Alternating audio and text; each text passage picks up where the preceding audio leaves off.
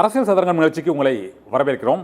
தமிழக முதலமைச்சர் விஜய் மேகதாது விவகாரம் உச்சத்தை எட்டியுள்ள சூழ்நிலையில் கர்நாடக மாநிலத்திற்கு சென்று இந்த பிரச்சனை தொடர்பாக பேச்சுவார்த்தை நடத்துவார் என எதிர்பார்த்த நிலையில் கர்நாடக மாநில முதலமைச்சர் சிவக்குமார் இன்று அவர் தமிழக முதலமைச்சர் இப்போது உள்ள சூழ்நிலையில் இந்த பயணத்தை ஒத்திவைக்க வேண்டும், அவர் கர்நாடகா வருவதை ஒத்திவைக்க வேண்டும் என்று கூறியிருப்பதால் இந்த காவிரி அரசியல் பிரச்சனையை சூடுபிடித்திருக்கிறது. இது குறித்து நம்முடைய அரசியல் விமர்சகர் கோடங்கி ஆபரகம் நம்மோடு இணைந்திருக்கிறார். அவரை வரவேற்று இந்த காவிரி அரசியல் தொடர்பான விவாதத்தில் நாம் இப்போது விவாதிக்கலாம். கோடங்கி ஆபரகம் சார், இதற்கு முன்பு கலைஞர் கருணாநிதி மற்றும் எம்ஜிஆர், முன்னாள் மறைந்த முதலமைச்சர்கள் ஜெயலலிதா உள்ளிட்டோர் இந்த காவிரி அரசியல் பிரச்சனை தொடர்பாக கர்நாடக மாநிலத்திற்கு சென்று பேச்சுவார்த்தை நடத்தியிருக்கிறார்கள். ஆனால் இப்போது முதலமைச்சர் விஜயின் இந்த பயணம் மட்டும் இந்த அளவுக்கு இது ஒரு பரபரப்பாகவும், இது ஒரு இந்த பேச்சுவார்த்தையில் ஒரு முக்கிய தீர்வு ஏற்பட போகிறது, ஒரு திருப்பம் ஏற்பட போகிறது என்ற அளவில் இது மிகவும் எதிர்பார்க்கப்பட்ட சூழ்நிலையில் கர்நாடக முதலமைச்சர் என்று வர வேண்டாம் என்று கூறிவிட்டார். இந்த பின்னணிக்கு என்ன காரணம் நினைக்கிறீங்க? உண்மையிலே அரசியல் தானா, இல்லைன்னா உண்மையிலே தீர்வு காணுங்கிற முயற்சியோடு நம்ம புதிய முதலமைச்சர் அதில் ஈடுபட்டு ஒரு பின்னடைவை சந்தித்திருக்கிறார்? நீங்கள் எப்படி பார்க்குறீங்க? சத்தியம் நேயர்களுக்கு அன்பு வணக்கம். ஆக்சுவலா இந்த முயற்சியை அவர் எடுப்பதற்கு முன்பாகவே ஏற்கனவே சட்ட ரீதியிலாக எடுக்க வேண்டிய பல முயற்சிகளை தாவேக அரசாங்கம் செய்யவில்லை என்பதுதான் இப்போது நமக்கு கிடைத்திருக்கிற அங்கிருந்து இருக்கிற பதில் மூலமாக புரிந்து கொள்ள முடிகிறது. ஏன்னா இப்ப நம்ம டி.கே. சிவகுமார் முதலமைச்சர் ஆவதற்கு முன்பாகவே பெரும்பாலும் அவர்கள் இந்த கர்நாடக விஷயத்துல அவர்கள் கட்சிகளை மறந்து கர்நாடகம் அப்படின்ற போது மாநிலமாக அவர்கள் ஒன்றா சேர்ந்துருவாங்க. எல்லா கட்சியும் ஒன்னா சேர்ந்துரும். தமிழ்நாட்டில் குறிப்பாக தமிழ் மாநில தமிழ்நாட்டில் எப்படி இல்லைங்கிறீங்களா? தமிழ்நாட்டில் எப்படி இல்லைங்கிறீங்களா சார்? அதுதான் சொல்ல வர. அதுதான் இப்ப அங்க அவர்கள் அந்த ஒற்றுமையை காட்டுகிற அந்த ஒரு நிலைப்பாடு என்பது தமிழ்நாட்டுல பெரும்பாலும் இருப்பதில்லை. என்ன காரணம்னா இங்க அரசியல் சூழ்நிலைகளை தாண்டி தனக்கு மட்டும் பேர் கிடைக்கணும்னு பல நேரங்கள்ல பல விஷயங்கள் செய்வதனுடைய நோக்கம், வெளிப்பாடு, சட்ட போராட்டத்தின் மூலமாக நம்ம பெற்ற பல உரிமைகளை இன்றைக்கு இழந்து போய் நிற்கிறோம். இந்த 70 நாட்களை தாண்டி இருக்கிற தாவேக அரசாங்கம், நடிகராக இருந்து முதலமைச்சராக மாறி இருக்கிற ஜோசப் விஜயனுடைய இந்த அரசாங்கம் செய்கிற பல செயல்கள் அது ப்ராப்பரான ஒரு அரசியல்வாதியை விட ரீல்ஸ் மாடல் ஆட்டியாக ரீல்ஸ் எடுப்பதற்கும் பேசுவதை தாண்டி அவர்கள் இப்ப ஆக்சுவலா இந்த மீட்டிங்கே ஆர்கனைஸ் பண்ண சொல்லி கேட்டதே நம்முடைய அரசியல இருந்துதான் அவர்களுக்கு கடிதம் போனதாக, தகவல் போனதாக இன்றைக்கு முதலமைச்சர் சொல்லியிருக்கிறார். கர்நாடக முதலமைச்சர் அவங்க ஆபீஸ்ல இருந்து கேட்டாங்க. நானும் சரி ஓகே நம்ம பேசுவோம் அப்படின்னு சொல்லி நானும் 3ஆம் தேதி வாங்கன்னு சொல்லி அழைப்பு விடுத்தேன். அதற்காக ஹெலிகாப்டர் எல்லாம் வச்சிருந்தேன்.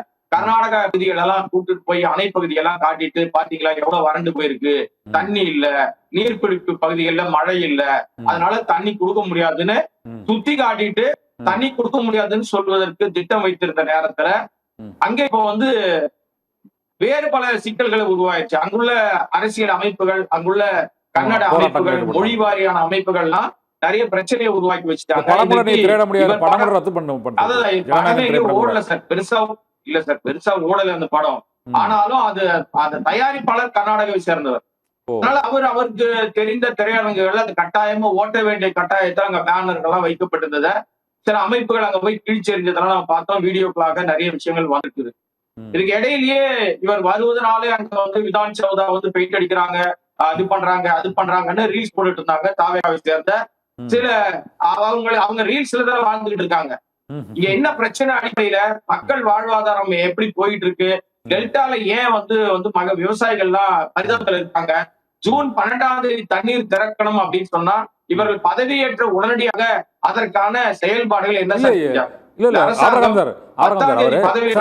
அவரு நீங்க சொல்றதுல இருந்து அவருடைய பயணத்திட்டம் ஒரு உறுதிப்படுத்தப்படாத ஒரு வதந்தி போலவே ஒரு வாரமாக பரவி கொண்டிருந்தது என்றுதான் நீங்க நினைக்கிறீங்களா? அது நீங்க முடிக்கிறது முன்னாடி இடைமறித்து ஒரு தகவலை சொல்றேன். இந்த தாவேக அரசாங்கத்துக்கு ஆட்சிக்கு வருவதற்கு முன்பாகவும் வெறும் தகவல் மட்டும்தான், ஆட்சிக்கு வந்த பிறகு தகவல் மட்டும்தான். அதிகாரப்பூர்வமாக யாரும் எதையும் சொல்வதில்லை. தனி செயலாளர் கூட அவங்களே சொல்லிக்கிறாங்க என்ன செயலாளரா போட்டிருக்காரு, என்ன இந்த போர் போட்டிருக்காங்கன்னு அவங்களே அவங்களை அறிவிச்சுக்கிறாங்க. முறைப்படி அறிவிப்பது எதுவுமே இல்லை சார். நேற்றுதான் இன்றைக்கு தான் பிரேக்கிங் எல்லாம் போட்ட மாதிரி நான் பார்த்தேன். என்னன்னா 13 பேர் கொண்ட குழு கர்நாடகாவுக்கு போக போகிறது. ஆமா. அதுல இந்த அமைச்சர் போறார், அந்த அமைச்சர் போறார், அடுத்த இந்த 1 ஹவர்ல துறை டி.கே. செயலாளர் போறாரு. சிவகுமார் இந்த ஒத்தி வைக்க வேண்டும், இப்போ பதட்டமான சூழ்நிலை இருக்கிறது, நல்லெண்ண அடிப்படையில் இவர் வராமல் இருப்பது நல்லது அப்படிங்கிற மாதிரி பேசிட்டாரு. இந்த 13 பேர் கொண்ட குழு அறிவிச்ச அடுத்த 1 ஹவர்ல. இல்ல, அந்த வார்த்தை எவ்வளவு ஒரு அவமானகரமான வார்த்தை. தமிழ்நாட்டிற்கு, தமிழ் மக்களுக்கு எவ்வளவு அவமானகரமான வார்த்தை தெரியுமா? பதற்றமான சூழ்நிலை இருக்கு, நீங்க வராதீங்க. எந்த மாநில முதல்வரும் என் மாநிலத்துக்கு வாங்கன்னு தான் நம்மளை கூப்பிடணும். வராதீங்கன்னு சொல்றாங்கன்னா அப்ப எந்த அளவுக்கு அங்கே அவர்கள் நம் மீது நமக்கு தர வேண்டிய உரிமைகளை கூட தர மறுக்கிற கர்நாடகத்திற்கு ஆதரவாதான் அந்த மாநில அரசு இருக்கு. நம்ம பெற்று அதை நம்முடைய விவசாயிகளுக்கு தர வேண்டிய இடத்துல இருக்கிற அரசாங்கம் அதற்கான சட்ட ரீதியான எந்த முயற்சி எடுத்தார்? கர்நாடகாவுடைய அந்த மேலாண்மை குழுக்கு அங்க போய் ஒரு விஷயம் கொடுக்குறாங்க, பரிந்துரை கொடுக்குறாங்க மேகதாது அணை கட்டுவதற்கு. அது இதுவரைக்கும் நாம என்ன எதிர்ப்பு தெரிவிச்சிருக்கோம் சட்ட ரீதியா? வாயில இங்க பேசுற அமைச்சர்கள் பேசுறதெல்லாம் நம்ப முடியும். ஏன்னா எந்த அமைச்சர் எந்த துறை அமைச்சர்னு நமக்கு தெரிய மாட்டேது. எல்லாரும் எல்லாத்த பத்தியும் பேசுறாங்க. ஆனா பேச வேண்டிய முதலமைச்சர் இதுவரைக்கும் வாய் திறக்கல. எவ்வளவு சீரியஸான இஷ்யூவா போயிட்டு இருக்கு. முதலமைச்சரா கர்நாடக முதலமைச்சர் நீங்க வராதீங்கன்றாரு. உடனடியாக பத்திரிகையாளர் சந்திச்சு நம்முடைய முதலமைச்சர், தமிழ்நாடு முதலமைச்சர் அது என்ன காரணம், என்ன ரீசன் விளக்க வேண்டாமா சார்? அவர் பேசணுமா வேண்டாம்? எப்ப வாய் திறப்பாரு? அதான் தமிழகத்தின் உரிமையை நாங்கள் மேகதாதுல உரிமை விட்டு கொடுக்க மாட்டோம் அப்படின்னு சொல்றாப்லையே. யார் சொன்னது? விட்டு கொடுக்க மாட்டோம் சொன்னது? சொன்னது யார்? முதலமைச்சர் பேசினாரா? எங்கேயாவது பேசுற ஆதாரம் இருக்கா? அவர் முதலமைச்சர் எங்கேயாவது பேசியிருக்காரா? சார் எக்ஸ்தலத்திலையும் சமூக வலைதளத்திலையும் முதலமைச்சர் போய் பேசலான்னு முடிவு பண்றாரு. அப்பதான் அங்க பதற்றமான சூழ்நிலை இருக்கு, வர வேணும்னு அவர் சொல்றாரு. என்ன பண்ணுவார் முதலமைச்சர்? சார் அபிஷியலா அறிவிக்க வேண்டிய முதலமைச்சர் மௌன சாமியாரா ஏன் சார் இருக்காரு? இன்னைக்கு நீர்வளத்துறை அமைச்சர் யார் சார்? ஆனந்த், புஷி ஆனந்த் தான் நீர்வளத்துறை அமைச்சர். அவர்கிட்ட பத்திரிகையாளர் கேக்குறாங்க, சார் இந்த மாதிரி மேகதாது பிரச்சனை, காவிரி மேலாண்மை கூட்டம் நடக்குது, அதுல என்ன முடிவு எடுக்க போறாங்க, நமக்கு உரிமைகளை பெற்று தருவோம் என்ன அப்படின்னு கேட்க ஆரம்பிச்ச உடனே சிரிச்சுக்கிட்டே கார் ஏறி போயிட்டார். சிரிச்சுக்கிட்டே இருக்காரு. மகிழ்ச்சியா இருக்கு, பாக்குறதுக்கு நல்லாதான் இருக்கு சிரிக்கும் போது. ஆனா நம்ம உரிமை போயிட்டே இருக்க, நக்களிக்கிறாங்களே. இந்தியா முழுமைக்கு இருக்கிற பல மாநிலங்கள்ல நம்மை தமிழர்களை பார்த்து வியந்தது போய் இன்னைக்கு பார்த்து கேவலமா காரி துப்புற நிலைமைக்கு போயிட்டோம் சார். நம்ம அவமானமா இருக்கு சார். நீங்க தெரியலன்னா அட்லீஸ்ட் தெரிஞ்சுக்கவா செய்வேனாமா? உங்களுக்கு அதிகாரிகள் இருக்காங்க, அதிகாரிகள் இருக்காங்க. இது பண்ணாலும் நிறைய அந்த காவிரி பிரச்சனையில நடுவர் மன்றங்கள், நதிநீர் மேலாண்மை ஆணையம், இது தவிர ஒழுங்காற்று குழு என பல ஆணையங்கள் அமைக்கப்பட்டது. இப்போது கூட அந்த 13.5 டிஎம்சி தண்ணீர் 15 நாள்களுக்கு நீங்கள் விடணும், தண்ணியை விடணும் அப்படின்னு காவிரி நதிநீர் மேலாண்மை ஆணையமும் உத்தரவிட்டது. ஒரு குறிப்பிட்ட அளவு தண்ணீரை விடணும். ஆனால் அந்த தண்ணீர் எங்கள்கிட்ட இப்போ இல்லை அப்படின்னு. இப்போ இல்லை, ஒவ்வொரு முறையும் அது நீதிமன்றங்கள் உத்தரவிடும் போதும், இந்த நதிநீர் ஆணையங்கள் மேலாண்மை ஆணையங்கள் உத்தரவிடும் போதும் கர்நாடக அரசு அதை பின்பற்றுவதில்லை. ஆதலால் புதுமையாக இந்த முறை நேரடியாக சென்று நம்மளுடைய உரிமையை, கோரிக்கையை வலியுறுத்தலாம்னு நினைச்சாங்க. இது ஒன்றும் தவறுன்னு நம்ம சொல்ல முடியாது. அதுக்கு அவங்க ஒத்துழைக்கலன்னு சொல்லலாம். நம்ம மேலேயே எல்லா தவறு இருக்குன்னு சொல்ல முடியாது. அபரகாம் சார், சார் தவறு இல்லைன்னே நான் பேச வரல சார். நான் பேச வந்த ஒரே விஷயம், உங்களுடைய கூட்டணி கட்சிகளாக இருக்கிற உங்களுக்கு ஆட்சிக்கு இப்ப துணை நின்று கொண்டிருக்கிற பல கட்சிகள் நீங்க என்ன சொல்றாங்க சார்? சிம்பிளா தண்ணீர் தர வேண்டிய கர்நாடகம், உச்சநீதிமன்ற தீர்ப்பை மதிக்காத கர்நாடகம், மேலாண்மை வாரியத்துடைய தீர்ப்பை மதிக்காத கர்நாடக அரசு, அங்க இருக்கிற அனைத்து கட்சி கூட்டத்தை கூட்டி மீட்டிங் போடுறாரு அங்குள்ள முதலமைச்சர். இங்க தாவேக அரசாங்கம் அமைய பிறகு எவ்வளவு பிரச்சனைகள் இருக்கு. அனைத்து கட்சி கூட்டத்தை போட்டு அனைவரும் ஒன்றிணைந்து மாநிலத்திற்காக எல்லாரும் ஒன்னாவாங்கன்னு சொல்வதற்கு கூட, அழைப்பிடுவதற்கு கூட அது ஆளுங்கட்சி கூப்பிடணுமா, எதிர்கட்சி கூப்பிடணுமா? இன்னும் எவ்வளவு காலத்துக்கு பழிவாங்கிற உணர்ச்சியோட எதிர்கட்சிகள் மேல வேண்டாங்கிறீங்க? கர்நாடகத்துக்கு போனா எந்த கட்சியாவது அவர் ஆதரிச்சுதா? திமுகவும் போக வேண்டாம்னு சொல்றது, அதிமுகவும் போக வேண்டாம்னு சொல்றாங்க. இருக்கிற கூட்டணி கட்சிகளும் கர்நாடக மாநிலத்துக்கு நீங்க போக வேண்டாம்னு சொல்றாங்க. திரும்ப அவங்க அனைத்து கட்சி கூட்டத்தை நீங்க கூட்டவா நாங்க கூட்டவா அப்படிங்கிறாங்க. இப்ப இனிமேல் தான் அடுத்த கட்ட நடவடிக்கை தொடர்பா எடுப்பார். அவர் முதல்ல கர்நாடகாவில் போய் ஒரு நேரடியாக பேசி கலந்துரையாடி உரிமை பெறலாம்னு நினைச்சாரு.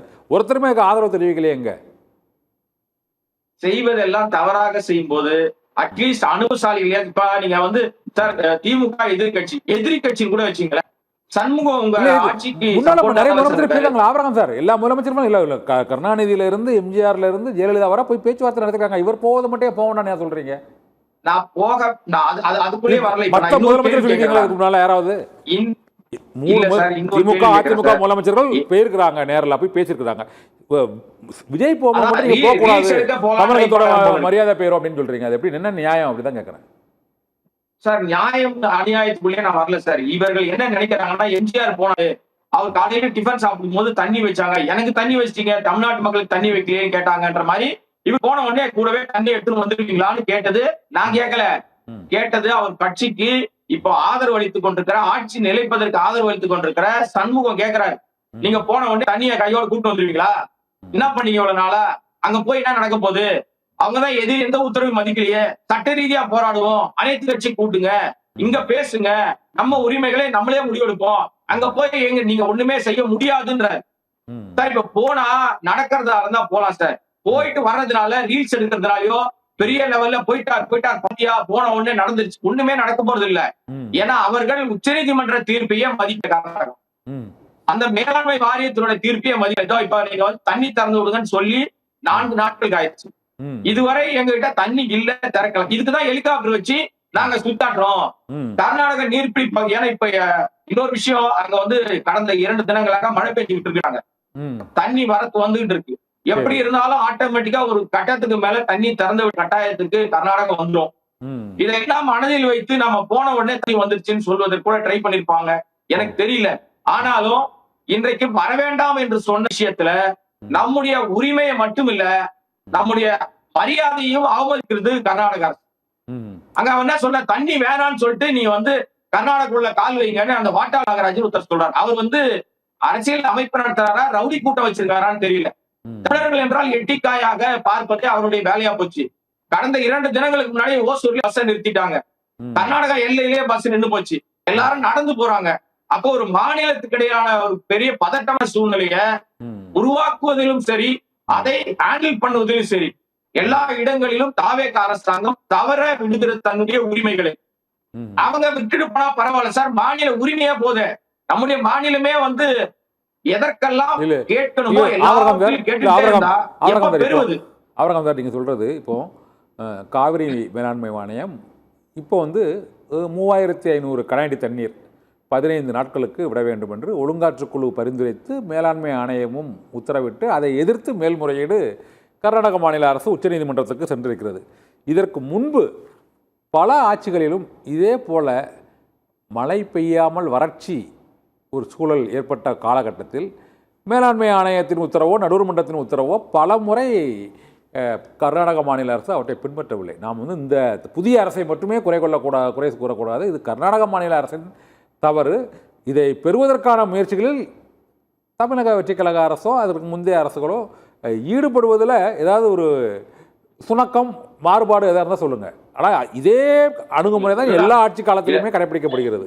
மேலாண்மை ஆணையர் உத்தரவு, அதை மறுப்பது, உச்சநீதிமன்றம் மேல்முறையீடு. தண்ணி மழை பெஞ்சாதான் வருமே தவிர அவங்க உத்தரவிட்டபடி வருவது வந்து இதுவரை இல்லாத ஒரு சூழ்நிலை தான் ஏற்பட்டிருக்கிறது. அதை மாற்றுறதுக்கு என்ன பண்ணலாம் சொல்லுங்க.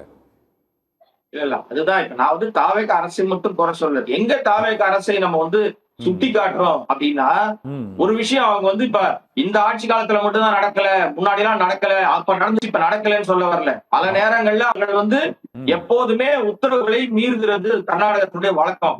நாம என்ன கேட்க வரோம் அப்படின்னா, நம்ம ஜூன் மாசம் 12ஆம் தேதியே தண்ணீர் திறக்க வேண்டும் என்பது ஏற்கனவே காலங்காலமாக நடைமுறையில் இருக்கிற விஷயம். அப்ப மேட்டூர் டேம்ல தண்ணி இல்ல, கபினில தண்ணி திறந்து விடாம வச்சிருக்காங்க, அல்லது அங்க வந்து நமக்கு கர்நாடகம் தண்ணி திறந்து விட இல்ல அப்படின்னா இவங்க 10ஆம் தேதி பதவிக்கு வந்து விட்டார்கள். வந்த உடனடியாக அதற்கான பூர்வாங்க நடவடிக்கைகளை தாவேக அரசாங்கம் என்ன எடுத்தது என்பதை இதுவரை யாராவது வெளிப்படுத்தியிருக்கிறார்களா? நான் ஏன் யாராவதுன்னு சொல்றேன்னா, இங்க எந்த அமைச்சர், அது துறை அமைச்சரும் அவர் வாய் திறக்க மாட்டார், பேச மாட்டார். ஒட்டுமொத்தமாக எல்லா அமைச்சர்களுக்கும் தலைமை அமைச்சராக இருக்கிற முதலமைச்சர் இதுவரை ஒரு நாள் கூட பத்திரிகையாளர்களையோ அல்லது நான் இதெல்லாம் செஞ்சிருக்க சொல்வதற்கு கூட அவர் தயாராக இல்லை. அப்ப எதற்குமே வாய் திறக்காத அமைச்சராக இருப்பதனாலதான் கர்நாடகா முதலமைச்சர் டி.கே. சிவகுமார் சொல்றாரு, மேகதாது அணையை நாங்க கட்டியே தீருவோம். இதற்கு முன்னாடி இருந்த திமுக அரசாங்கத்துல முத்துவேல் கருணாநிதி ஸ்டாலின் இருக்கும் போதுதான் எங்களுக்கு பிரச்சனை. இப்ப அவங்க அரசாங்கம் இல்ல, இது புதிய அரசாங்கம், ஈஸியா இவங்களை நாங்க ஹேண்டில் பண்ணிடுவோம்னு இப்ப சொல்லல, பதவி ஏற்ற சில தினங்கள்லயே அவர் சொல்லிட்டார். அவர்கள் தாவேக அரசாங்கத்தை தான் டீல் பண்றாங்க. அப்ப நம்ம என்ன பண்ணணும்? நம்ம நேரடியாக சட்ட ரீதியிலான போராட்டத்தை மேற்கோள் எடுத்து அதன் அடிப்படையில அவர்களோடு நம்ம அதாவது சார் சட்ட ரீதியா தான் சார் இதை எதிர்கொள்ளணும், அதற்கு எல்லா கட்சிகளும் உறுதுணையா நிக்கிறோம். அப்ப எல்லா கட்சியிலும் அரவணைக்க வேண்டிய இடத்துல யாருக்கா இப்ப ஆளுங்கட்சியா இருக்கிற தாவ செய்யணும், அவங்க ஏன் செய்ய மாட்டேங்கிறாங்க கேள்வி. இப்ப காங்கிரஸ் சொல்றது, காங்கிரஸ் கட்சியில என்ன சொல்றாங்கன்னா, காங்கிரஸ் கட்சியின் அவங்க மக்களவை எதிர்க்கட்சி தலைவர் ராகுல் காந்தி மேகதாது விவகாரத்தில் அந்த அணையை கட்டக்கூடாது என்று அவர் கூறுவாரா என்ற கேள்வியை இப்போ அன்புமணி ராமதாஸ் எழுப்புறாரு. அதற்கு மாணிக்கம் தாகூர் என்ன சொல்றாரு, அதே கேள்வியை நீங்கள் பிரதமர் நரேந்திர மோடியிடம் எழுப்புங்கள், காங்கிரசும் பாஜகவும் காவிரி விவகாரத்தில் ஒரு சூழ்ச்சி அரசியல் தான் செய்கிறது, அதை ஏன் வெளிப்படுத்த மாட்டீர்கள் என்று கேட்கிறார். இது நீங்கள் என்ன நினைக்கிறீங்க? இன்னைக்கு மக்களவையில் ஜல்சக்தித்துறை இணையமைச்சர் ராஜ்பூஷன் ஒரு பதில் சொல்கிறாரு, மாநிலங்களவையில் ஒரு பதில் சொல்கிறாரு. மாநிலங்களவையில் அன்புமணி ராமதாஸ் எழுப்பிய கேள்விக்கு என்ன சொல்கிறாருன்னா, மேகதாது அணையை கட்டுவதற்கு தமிழ்நாட்டிடம் அனுமதி பெற வேண்டிய அவசியமே இல்லைங்கிறாரு. இதே கேள்வியை மக்களவையில் தயாநிதி மாறன் எழுப்படா, அதற்கு அவர் பதில் என்ன சொல்கிறாருன்னா, இது 2007 தீர்ப்பில் அனுமதி பெறணும்னு இருக்குது, அதன்படி உரிய அனுமதி பெற்று தான் அதை காவிரியில் கட்டுமானங்களை கட்டணும்னு சொல்கிறாங்க. மக்களவையில் ஒரு பதில், மாநிலங்களவையில் ஒரு பதில், ஒரே அமைச்சர். இது எப்படி பார்க்குறீங்க? காங்கிரஸ் பாஜகவின் செயல்பாடு சரியா இருக்குதா? இல்ல இது என்னன்னா, இது ரொம்ப தெளிவா புரிஞ்சுக்கிற விஷயம் என்னன்னா, கேள்வி எழுப்புகிறவர் யார், கேள்வி கேட்பவர் யார், எந்த அடிப்படையில் பதில் வருகிறது அப்படின்னு பாத்தீங்கன்னாவே, இப்ப பாமகவுடைய கேள்விக்கு என்ன பதில் வருகிறது, பர்மிஷன் எல்லாம் தேவையில்லை, அதெல்லாம் அவங்க இஷ்டத்தை செஞ்சுப்பாங்கன்னு அதே அமைச்சர் சொல்றவரு மறுபடியும் இங்க ஏன்னா இங்க அன்புமணி ராமதாஸ் உடைய கேள்வியை விட தயாநிதி மாறனுடைய கேள்வி முக்கியத்துவம் பெறுகிறதாக மாறுகிறதா ஆட்டோமேட்டிக்கா. அவர் இப்ப திமுகவில் இருக்கிறார், 22 எம்பிக்கு ஆதரவு தேவைப்படுது, பல பிரச்சனைகளுக்கு அவங்க ஆதரவு தேவைப்படலாம், என்ன ஒண்ணா நடக்கலாம் நாளைக்கு. ஏன்னா இன்றைக்கு அவங்க 2/3 மெஜாரிட்டி வேணும்னா அவருடைய நிலைப்பாடு இன்னைக்கு திமுகவுடைய தயவை நாட வேண்டிய சூழ்நிலை இருக்குது. இன்னொரு விஷயம் என்னன்னா, இந்த காவிரி பிரச்சனையை வச்சுதான் காங்கிரசும் சரி பாஜகவும் சரி இவ்வளவு நாட்களாக அவங்க என்ன சொல்றது ஒரு அரசியல் பண்ணிட்டு இருந்தாங்க. அந்த அரசியலை இப்போது மீண்டும் காங்கிரஸ் கையில் எடுத்திருக்கிறது. கர்நாடகத்துல பாஜக ஆட்சியில் இருக்கும்போது தண்ணி திறந்து விட்டாங்களா டைமுக்கு? அங்கேயும் போராடிதான் நம்ம பெற்றோம். இப்ப அதே நிலைதான் இருக்கு. இப்ப காங்கிரஸ் கூட்டணி தானே இருக்குது, நம்ம மாநில உரிமை தான் பேசுறோம். அப்ப தமிழ்நாட்டினுடைய உரிமைக்காக அந்த ஆட்சிக்கு ஆதரவு அளித்திருக்கிற 5 எம்எல்ஏக்களை கொடுத்திருக்கிற 2 அமைச்சர்களை பெற்றிருக்கிற காங்கிரசுக்கு அந்த கட்சி தானே கர்நாடகத்துல இருக்கு. மாநிலத்துல சொல்லப்பட்ட உரிமை தானே அது. அங்க நீதிமன்றம் உத்தரவு போட்டிருக்குல்ல, ஒரு வாரத்துக்கு இவ்வளவு டிஎம்சி திறந்து விடுங்கன்னு சொல்லியிருக்க. தண்ணி எங்களுக்கு இல்ல அப்படின்றதுக்கு திறக்க முடியல, அதற்கு தண்ணி இல்லைன்னு காரணம் சொல்றாங்க. அது உண்மையா பொய்யா என்பதை ஆய்வு செய்ய வேண்டியது யார் உத்தரவு போட்டாங்க அவங்கதான் வரணும். அப்ப ஒன்றிய அரசாங்கம் களத்துல இறங்கணும். அவங்க வேடிக்கை தான் பார்ப்பாங்க, வரமாட்டாங்க. ஏன்னா ஆட்சியில் இருப்பது காங்கிரஸ், இங்க அடிச்சுக்கிறது வேற. சோ அவர்களுக்கு வேடிக்கை பார்ப்பது மட்டும்தான். இங்க கர்நாடகத்துல அவர்களுக்கு வேலை கிடையாது, தமிழ்நாட்டுல வேலை கிடையாது. அவர்களால் இங்க அவர்களுக்கு எந்த ஆதாயம் இப்போதைக்கு இல்லை என்பதனால் யாரோ அடிச்சுக்கிட்டு வரட்டும், அப்புறம் பாத்துக்கலான்ற நிலைப்பாடுல பாஜக வேடிக்கை பார்க்கிறது.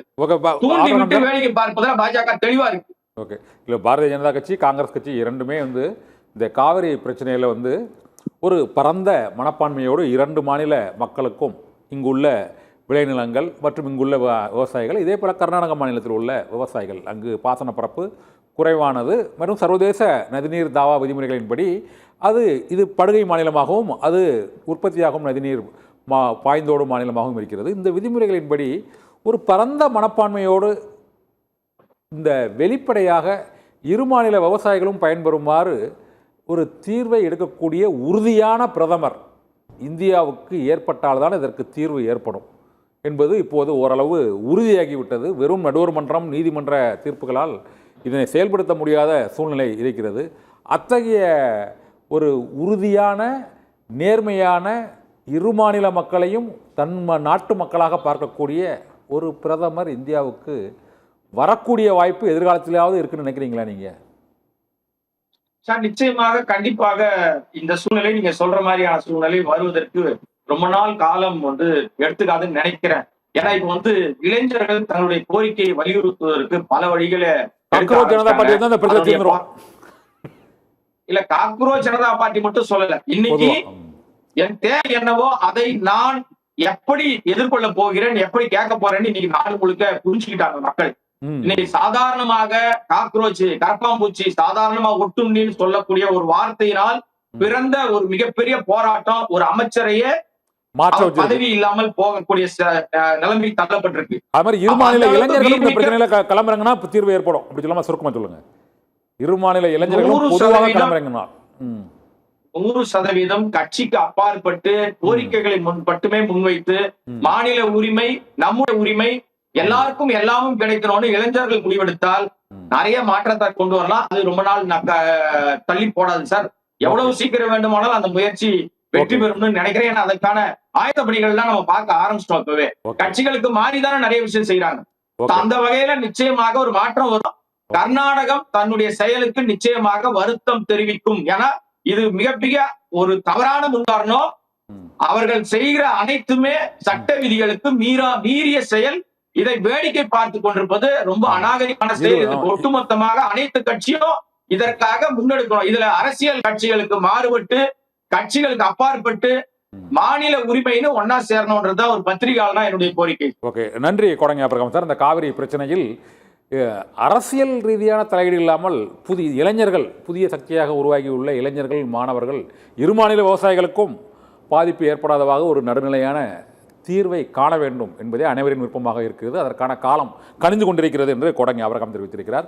நன்றி. இதுபோல் காவிரி பிரச்சனையில் இருமாநில விவசாயிகளுக்கும் எந்தவித பாதிப்பும் ஏற்படாமல் ஒரு சுமூகமான தீர்வை ஒரு பரந்த மனப்பான்மையோடு இந்த நாட்டின் தலைவராக வரக்கூடியவர்கள் செய்ய வேண்டும் என்பதே அனைத்து தரப்பினரும் எதிர்பார்ப்பாக இருக்கிறது. அரசியல் சதுரங்கம் நிகழ்ச்சியில் மற்றொரு ஆளுமையோடு மற்றொரு பிரச்சனையோடு சந்திக்கலாம். நன்றி.